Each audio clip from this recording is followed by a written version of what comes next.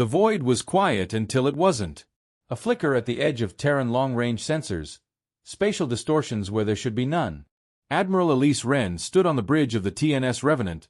Posture straight, gaze cold. "Confirm," she said.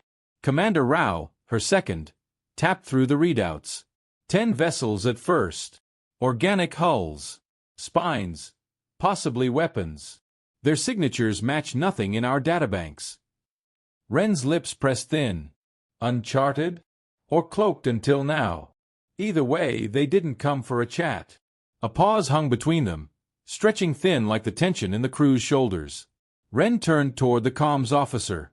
"Broadcast." "Open," the officer nodded. Her voice carried like steel through the vacuum. "This is Admiral Elise Wren of the Iron Vow Armada. You are entering sovereign Terran space without clearance. Identify yourselves, or you will be treated as hostile." Silence. Then a return transmission, warped and crackling, translated through onboard linguistics AI. "You are small. You will kneel. No name. No introduction. Just arrogance," broadcast across a dozen channels as if it were divine decree. Wren didn't blink. Weapons status? Plasma coils charged. Rail batteries primed. AI cores in sync. "We're green," Rao confirmed. She turned to the screen. The alien ships were now multiplying, warping in at intervals, their biomechanical hulls pulsing with organic light, twitching like muscle. "A swarm. 30, 40, maybe more. Looks like someone wants to test the Iron Vow," Rao muttered. "Then let's make this their lesson." She gave a sharp nod. "Begin Phase 1. The Revenant moved like a blade through black velvet. It didn't charge. It sliced. Her escort, 4 cruisers and a dozen strike frigates, formed a claw formation around her, AI-guided, perfectly coordinated. On Wren's order, fire erupted in calculated arcs. No overkill, no wasted shots. The first alien vessel disintegrated mid-maneuver, its organic shell ruptured by a rail slug traveling at 12% light speed. The second was flanked and disabled, its core drained by a focused energy siphon. The rest hesitated. Rao raised a brow. They didn't expect resistance. They expected prey. Wren flicked a command forward. "Send in the black kites." 12 stealth drones streaked into the fray, each no larger than a coffin, each containing micro-singularity cores. They didn't fire weapons. They hacked. Alien hulls twisted in sudden spasms, bioships turning on each other, chewing their comrades with limb-like appendages as corrupted signal logic spread through the swarm like a plague. Rao let out a low whistle. "They're breaking. That's fast." Wren didn't smile. They thought they were the first ones to evolve. A jarring pulse shook the Revenant. A concentrated beam lanced across the flank. Minor hull damage. No casualties. But a message. The largest alien ship loomed ahead, 4 times the size of the Revenant. Its shape resembled a spiraled beast. Insectal, armored in overlapping plates, each one alive. "New contact," said the tactical officer. "Flagship class. Launching subunits." Wren leaned forward. "Pull back the flanks. Give them an opening." Rao turned. "Ma'am, they'll take the bait. They always do when they think they're winning." Sure enough, the alien flagship surged ahead, escorted by smaller, faster drones. They funneled straight through the corridor Wren's fleet opened. Arrogance made them blind. "Now," Wren whispered. Dozens of mines, previously inert, came online behind the flagship. Not explosives. EMP-threaded nanomines. They latched onto the rear escorts, neutralizing propulsion, scrambling navigation. Wren's ships folded in like a steel vise. "Revenant to Vanguard," she ordered. "Disable that flagship's core. No kills unless they force it." A chorus of "Aye, Admiral," followed. The battle shifted. Human ships didn't roar. They moved. In unison, in silence. Strategy, not numbers, defined the battlefield. The flagship's bioweapons raged uselessly against phasic shields and decoys. Wren watched as a final rail slug drove through the alien's core, not to destroy, but to pin it in place.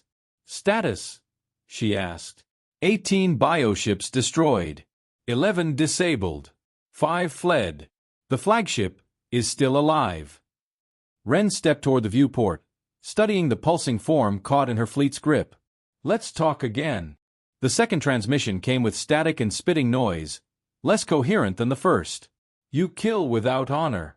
Why do you resist? We are superior. Ren's voice was measured. Because we've met superior before. They're dead now too. A rasp echoed back. Rage, perhaps. Or disbelief. This was the first wave. More are coming. Ren's eyes narrowed.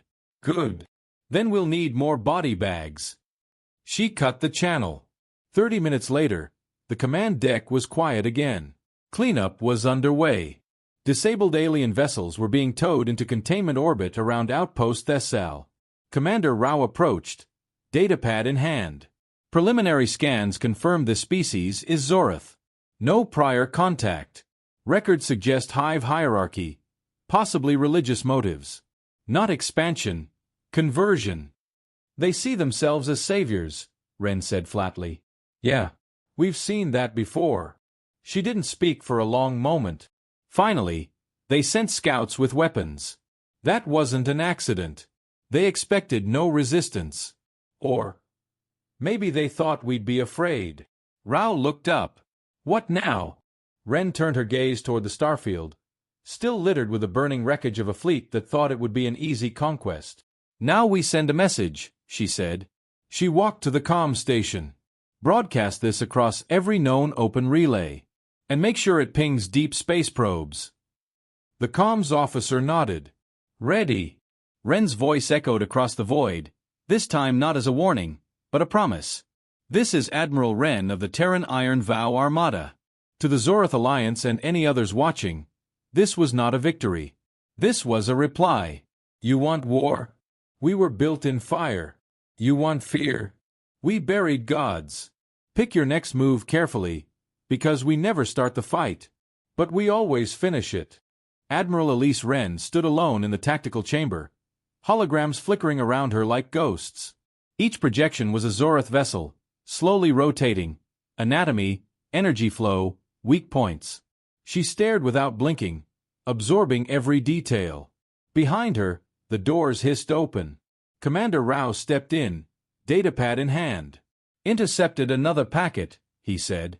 Encrypted, but the AI cracked it. Looks like internal chatter from the Zorath flagship. Anything useful? Rao hesitated. There. Confused. Frustrated. You'll want to hear this. He pressed a command. A distorted voice echoed from the speakers, guttural and layered in tone. The humans are not fractured. They do not retreat. They adapt between breaths. This is not prey. This is something else. Ren crossed her arms.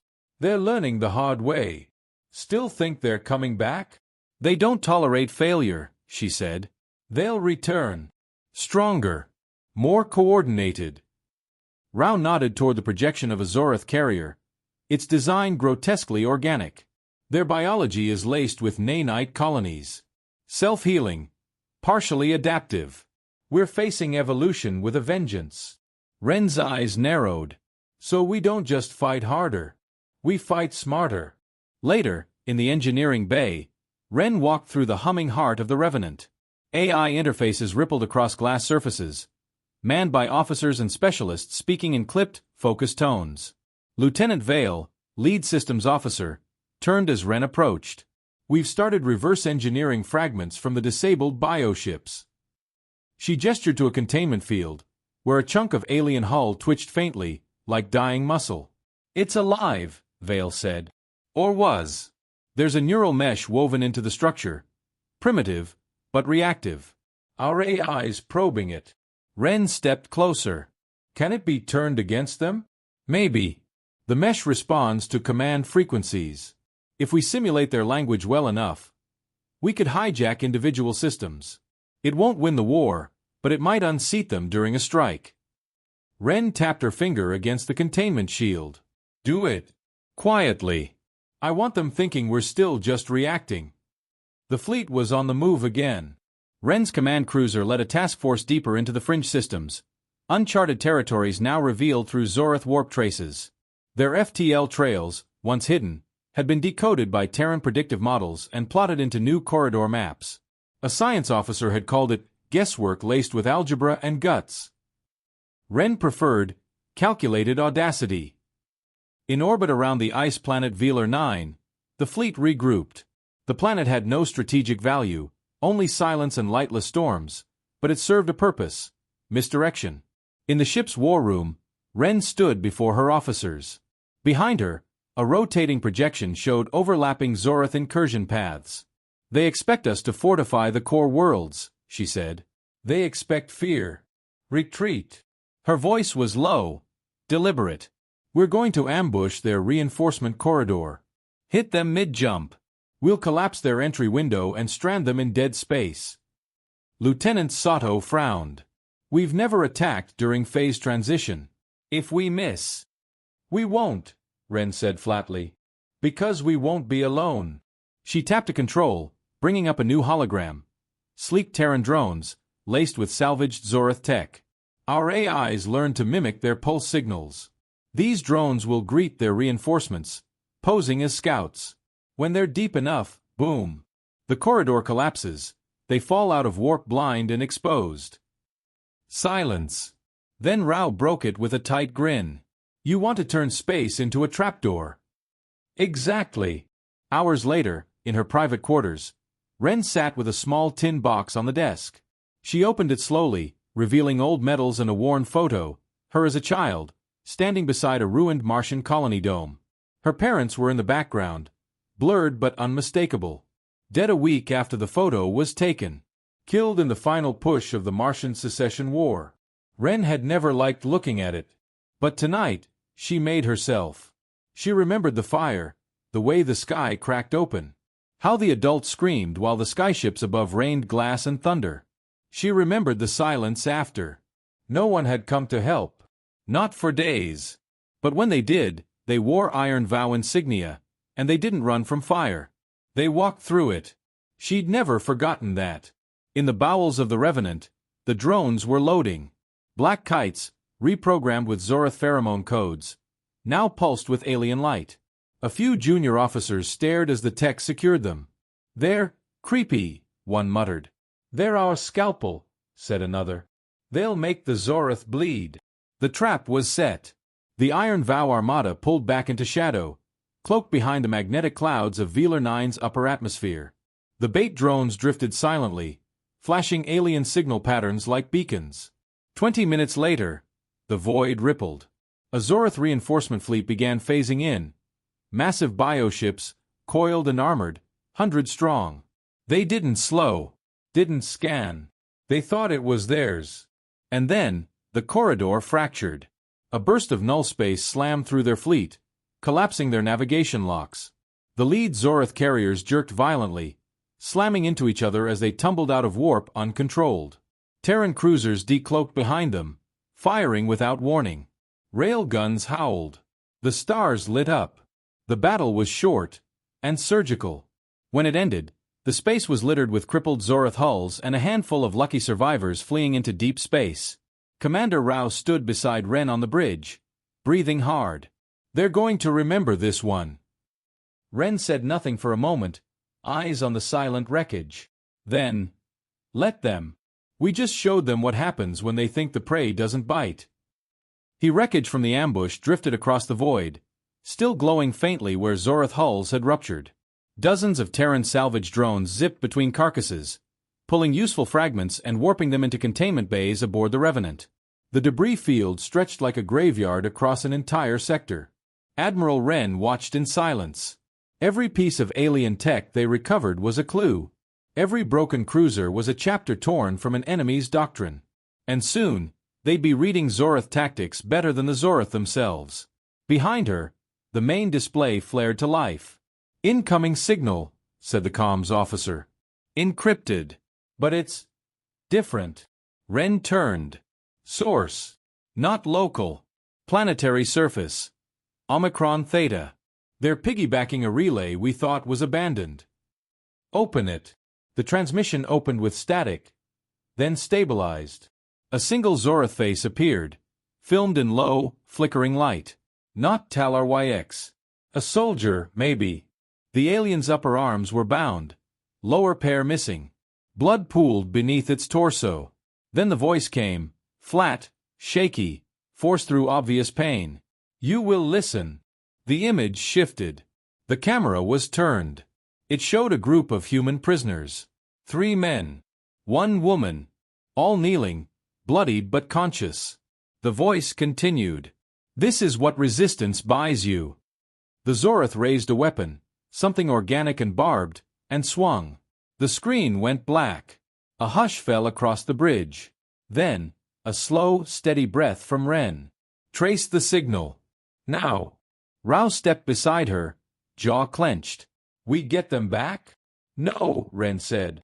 That wasn't a demand. It was a threat. They were already dead. Then what was the point? To make us angry. Hours later, a new broadcast went out. This time, from Revenant. Ren stood before the camera with her officers behind her. Calm, composed, and armored in dark fleet regalia. No theatrics. No message of fear. Only facts. You broadcast suffering. We broadcast consequence. The video feed cut to footage recorded by the fleet's drones. Unedited, raw. A Zorath cruiser drifting helplessly, engines failing. Then, a precision rail strike slicing the vessel into thirds. Its command core vaporized mid-turn. There will be no more warnings. In the war rooms of Zorath Command, HFY watched the message replay. His advisors hissed in agitation. He said nothing for a long moment. They fight as if they have nothing to lose, he said finally. Not true, replied one of the counselors. They defend territory, worlds, lives. Turok shook his head. No. They fight like they've already lost before, and survived. On the Terran side, the Revenant made orbit around Pharaoh's Prime, one of the first colonies beyond Sol, now fortified with next-gen planetary defense systems. From orbit, the planet looked peaceful. From within, it was a war forge. Ren walked through the base's underground labs, accompanied by 2 science leads and a cyberneticist. They passed under lights that buzzed with ion hum, walls lined with adaptive plating, floors humming with generators. Dr. Vex, lead xenotechnologist, gestured to a containment dome where one of the Zorath biomechs was suspended in stasis.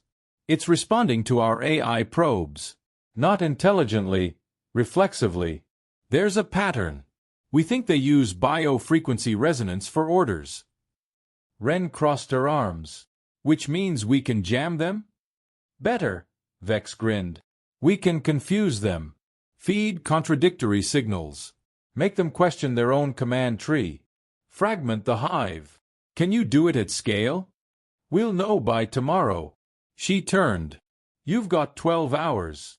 Across the fleet, soldiers prepped. Ships refueled. Artillery adjusted vectors. There was a pulse running through the fleet now. Calm, but charged.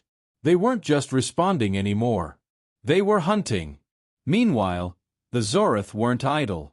The next attack came at Theta Verge, an uninhabited system used for deep space refueling. Terran Command received no distress calls, no pings. Just silence. When a scout frigate arrived 12 hours later, the station was gone.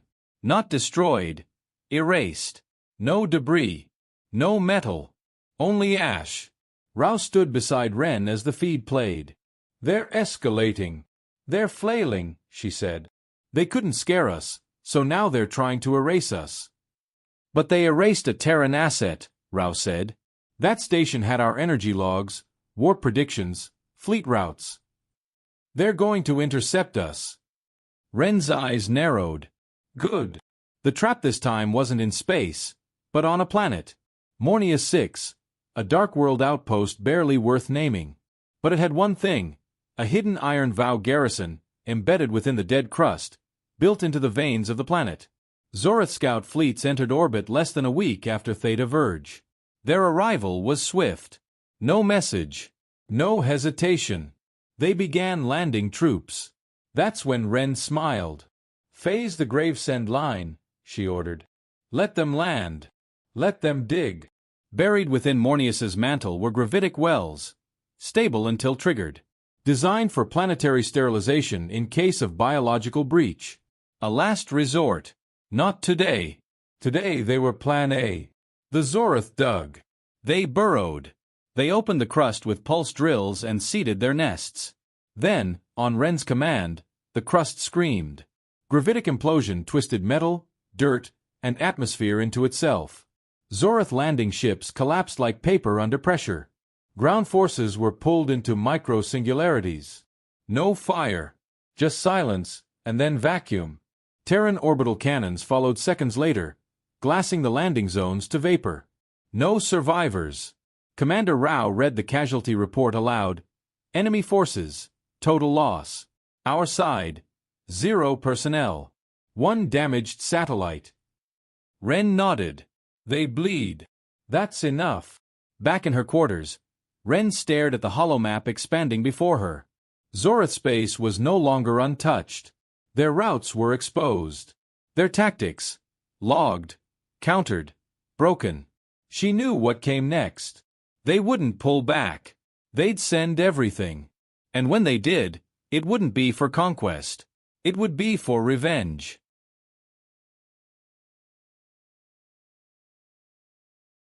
The stars above the Seraphon abyss looked hollow, as if the light had been drained from them. Admiral Wren stood at the edge of Revenant's forward viewport, her eyes on the debris field stretching through the abyssal sector. Shattered remnants of a failed Terran deep space station hovered among asteroid ruins, ancient and useless. Here, the void didn't hum. It waited. "Ma'am," said Commander Rao, approaching with his usual economy of words. Scout probes just pinged 3 staggered jumps inbound. Fleet-sized formations. Zorath's signature. Roughly 170 vessels, minimum. Ren didn't flinch. They're committing everything. Yes. Then so are we. The Iron Vow Armada held position behind the fractured rings of a collapsed neutron star, a failed supernova that had left behind warped magnetic fields and gravity wells deep enough to distort sensor readings. It was the perfect hiding place. Dangerous, silent, unstable. Perfect for what came next. Ren moved through the war room with deliberate steps. Officers were seated, focused. Engineers stood beside AI cores pulsing with pale blue logic. Tactical models floated in mid-air. Red symbols for the Zorath fleet, blue for theirs. "We won't stop them from reaching us," she began. "That's the point." A pause. "We're letting them think we're cornered. That this is our retreat. In truth, this is where we close the gate behind them." She turned toward the planetary hologram of Seraphon, a dwarf world with a core stripped centuries ago during mining operations. Now a husk with an unstable magnetic signature. "We'll draw them into low orbit. We've seeded the equator with mirrored signal pulses. It'll scatter their scans and jam their coordination." Lieutenant Vale nodded. "And the satellites? Armed. Cloaked. Waiting for detonation codes. Once they're above the equator." "We light the whole sky on fire," Vale finished. Rao cleared his throat. "If it fails, we're exposed." Ren locked eyes with him. "Then we don't fail." 6 hours later, Revenant's hangar was silent. Rows of black-armored infantry stood in formation, rifles magnetized to their backs. Many were cybernetically enhanced, limbs reinforced, eyes replaced, spines laced with impact gel. Ren walked the line. "You've all seen the feeds," she said. "They think we break under pressure. They think we run when they push." Her voice didn't rise. "Cut. They call us primitive, disjointed, fragile. But here you stand, built from the ashes of every empire that ever tried to bury us." She paused at the end of the row. "This isn't survival. This is a message." In the deepest level of the Revenant, beneath the armored decks and AI control centers, sat a sealed chamber. The Gravesend Protocol Core. A gravitic device designed to implode within a focused radius, enough to turn space itself against its inhabitants. Only Ren could authorize its use. Only once. She stared through the observation window. It looked like a sphere of frozen glass. Silent, but not dormant. Rao stepped beside her, for once unsure. This will kill everything in the zone. Ren didn't look away. It won't be a war crime. It'll be a warning. And if they survive it, then they'll understand what it means to push humanity to the edge. The countdown began. T-minus 40 minutes to Zorath fleet arrival. The stars dimmed as gravitational distortion thickened around Seraphon. Local space buckled, an effect of the Zorath jump engines bleeding through normal space. Ren stood at her station, surrounded by the hum of her bridge crew. "Final check," she ordered. "All cloaked assets ready," said Tactical. "Decoy satellites transmitting on loop." "Enemy will see ghost signatures," said Engineering. "Gravesend core stable." "Ready on your mark," Rao confirmed. Ren exhaled, slow and silent. "Hold fire." "We let them come." They came. A wave of glistening Zorath vessels phased in, riding gravity tides like predators sensing blood. The lead bioships bristled with organic weapons, living cannons, spiked hulls, bioelectrical tendrils. Talar YX's flagship was at the center, towering, coiled like a serpent wrapped in armor. He believed this was the final push, that humanity had nowhere left to run. His voice broadcast system-wide, a low drone carried on every frequency. "You fight extinction with defiance. You die proud. That is your nature." Ren stepped forward, opened a channel. "No," she said plainly. "We don't die. We adapt. You came looking for a soft kill." She paused. "You found wolves." She cut the signal. "Fire." The first blast came from orbit, a burst of coordinated satellite detonations. Focus plasma lenses refracted light into lasers across the upper atmosphere, cutting through Zorath ships mid-maneuver. The sky bloomed with split hulls. Zorath formations faltered. Then came the counterstrike. Organic torpedoes laced with mutagenic agents slammed into human shields. 2 frigates were lost. 1 dreadnought took a hit and split across its spine, venting 100 souls into vacuum. Ren didn't blink. "Release drone wave. Close ranks." Dozens of Terran drones screamed forward, releasing EMP pulses tuned to Zorath neural bands. Several enemy ships shuddered, spasmed, and turned on their own. Talar YX's flagship dove through the chaos, aiming for Revenant's position. Ren watched its trajectory. "Time to target? 90 seconds. Prepare the core." Below decks, the Gravesend device began its ignition cycle. The hull of Revenant groaned as gravity bent inward, ever so slightly. Not enough to damage, yet, but enough to signal something unnatural. Talar YX closed in. "Enemy flagship locking plasma cores," Rao warned. Ren nodded once. "Transmit a final offer." The channel opened. Turux appeared again, his face shadowed but his rage bright. "You still believe in words?" Ren's voice was calm. "No, but I believe in examples." She closed the channel. Then, "Activate." The Gravesend protocol fired. Space tour. There was no sound. Just pressure. Light warped around the singularity as it bloomed, not outward, but inward, pulling heat, mass, and velocity into a spiral of collapse. Dozens of Zorath ships were caught instantly, crushed into slivers of organic metal. The flagship began to disintegrate at the edges, hull plates twisting like ribbons. Ren watched Talar YX's image flicker and vanish from the tactical feed. Rao whispered, "It's done." Ren didn't speak. Only after the singularity collapsed in on itself, leaving silence behind, did she finally turn from the screen. Later, as the wounded were tallied and the ships reformed into defensive posture, Ren stood alone in the observation bay. Pharaohs, Theta Verge, Mornius, Seraphon, they weren't victories in the traditional sense. They were warnings, etched into the void with blood and precision. Commander Rao joined her. "We'll see more of them," he said. Ren nodded. "They'll send someone new. Someone who believes fear still works." He looked at her. "What do we send back?" She didn't hesitate. "A fleet." The Zorath system of Nithra burned low and quiet. No suns, only the pale flicker of gravitational lenses. It was once a command nexus, hidden inside a hollow moon. Now it was quiet, not because it was deserted, because it was listening. Inside the control chambers, The Zorath elite watched the void in silence. Their supreme viceroy was dead. Teller YX's final transmissions ended mid-scream. No remains. No escape capsule. Just static and flame. For the first time in 2,000 cycles, they did not speak of conquest. They whispered the name of a species they had once laughed at. Humans. The Iron Vow Armada crossed into Zorath border space in 5 formations. Revenant led the spear, flanked by fast-attack frigates and a new class of adaptive stealth cruisers. Behind them came the supply ships and orbital deployers, running silent but ready to detonate anything in their path. Admiral Elise Wren stood at the center of the forward operations deck, sleeves rolled up, hands clasped behind her back. No ceremony now. No bravado. Just movement. "Status of enemy response?" she asked. Commander Rao's voice was firm.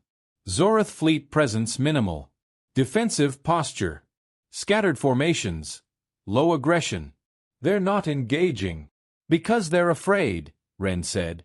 Rao nodded. "Or confused. Either works." She turned toward the display. Ahead lay the final mark, the Zorath communication spire on the inner moon of Tier 8, a living tower that beamed Zorath commands across systems, pulsing with pheromone relays and encoded light. It wasn't a weapon. It was something worse. It was doctrine. "Hit that, and we don't just win," Wren said. "We unwrite their entire structure." 12 hours earlier, a single Terran probe entered the system, a disguised cargo husk with an AI payload. Its purpose wasn't to scan. It was to speak. Broadcasting across Zorath space in every known dialect, it carried Wren's voice. "You claimed we would kneel. You opened fire without parley. You mutilated prisoners and demanded surrender. Now you face judgment, not vengeance. This is not an invasion. It's an audit. We're coming to ask one question. How did you ever think we wouldn't fight back?" When the fleet dropped out of FTL near Tier 8, there was no waiting enemy armada. No orbital defense. The spire pulsed in the moonlight, seemingly unguarded. Rao narrowed his eyes. "Too easy." Wren nodded. "They're baiting us. But not for a trap. For mercy." A slow breath passed through the bridge. "They want to talk," she said. A transmission arrived minutes later. A Zorath counselor, faceless, encoded, speaking through layered synthetic harmonics, appeared on screen. Its voice was tired. "We will negotiate. You have proven capacity. Your kind cannot be categorized. Our model failed." Wren didn't sit. "We didn't fight you to prove something. We fought because you gave us no choice. We underestimated your cohesion." "No," Wren said. "You underestimated what we become when we're pushed." A pause. Then the Zorath asked, "What do you want?" She didn't blink. "Everything you took. Every inch of ground you claimed. Every life you thought disposable. And after that, nothing. We won't enslave. We won't rule. We'll just make sure you never do this again. And if we refuse?" She leaned closer. "Then we finish what you started." The spire was neutralized without a shot fired. Terran troops deployed onto the moon's surface, sealed the relay systems, and uploaded a final override into the Zorath command web, a virus loaded with every mistake the Zorath had made, every tactical flaw, every failed assault, every lesson they hadn't learned. When the virus activated, it didn't crash their systems. It reprogrammed them. Zorath vessels across dozens of sectors defaulted to shutdown protocols. Power drains. Forced fail-safes. Automated distress beacons pinged uselessly through the void as their NAV systems folded in on themselves. It wasn't just defeat. It was collapse. The Iron Vow Armada didn't celebrate. They didn't broadcast triumph. They didn't march through Zorath cities waving flags. They left. Silently. Completely. Back through the route they came, leaving behind only data packets, footage, and the undeniable mark of what it meant to provoke humanity. 3 weeks later, on Earth, Admiral Wren stood before a Terran assembly panel. Cameras flashed. The room buzzed. One counselor leaned forward, voice tight. "Admiral, we expected you to stall their expansion, not dismantle their civilization." "They dismantled it," Wren replied. We just handed them the hammer. Another counselor raised a hand. What do we do if someone else tries the same? Ren didn't hesitate. We remind them what happened the last time. That night, back aboard Revenant, the stars looked peaceful again. Ren sat alone in the observation lounge, sipping bitter coffee, her uniform collar undone. Across the glass, the fleet drifted in formation. Silent, precise, whole. Rao entered quietly. They're already rewriting doctrine. Zorath archives now list humans under a new class, untouchable adversary. Ren gave a dry smile. Good. Let that float across their galaxies. He hesitated. Do you ever think about the first day? She nodded. They thought we'd kneel. And instead, Ren looked at him, eyes sharp as steel. We stood. And they realized too late. We were already aiming.